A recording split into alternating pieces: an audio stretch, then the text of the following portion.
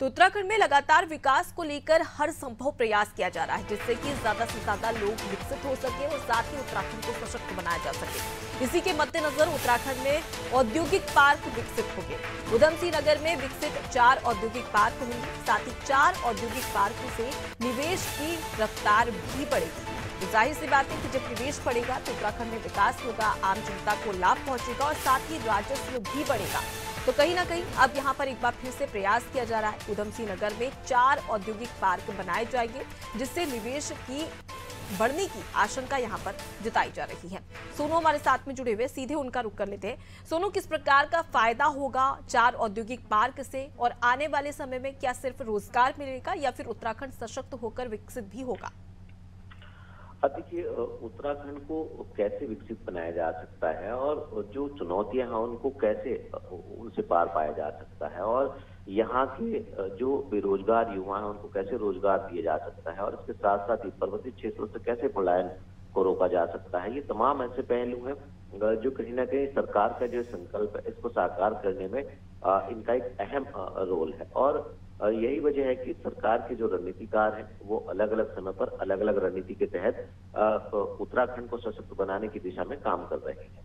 अगर हम औद्योगिक पार्कों की बात करें तो उद्योग को बढ़ावा देने के लिए भी सरकार ने राष्ट्रीय स्तर का जो है वो एक वैश्विक निवेशक सम्मेलन आयोजित किया और इस दौरान तमाम उद्योगपतियों को आमंत्रित भी किया और तमाम निवेशकों ने MOU हस्ताक्षर किए। अब जो आगे की व्यवस्थाएं हैं उनको धरातल पर उतारा जा रहा है और इसके लिए अधिकारियों को जिम्मेदारी सौंप दी गई है।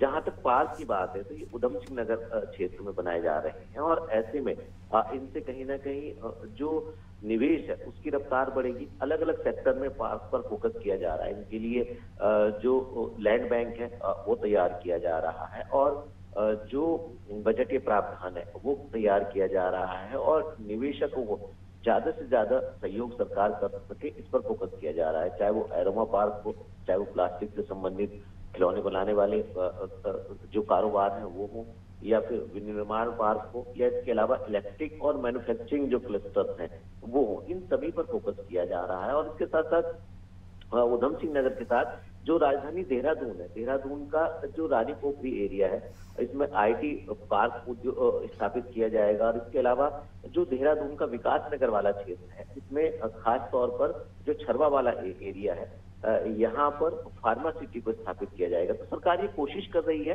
कि अलग अलग क्षेत्रों में अलग अलग प्रकृति के जो औद्योगिक पार्क हैं उनको स्थापित किया जाए ताकि जो उधमसिंह नगर है और जो हरिद्वार है और जो देहरादून है इन क्षेत्रों के लोगों को रोजगार भी दिया जा सके और निवेश के दायरे को भी बढ़ाया जा सके।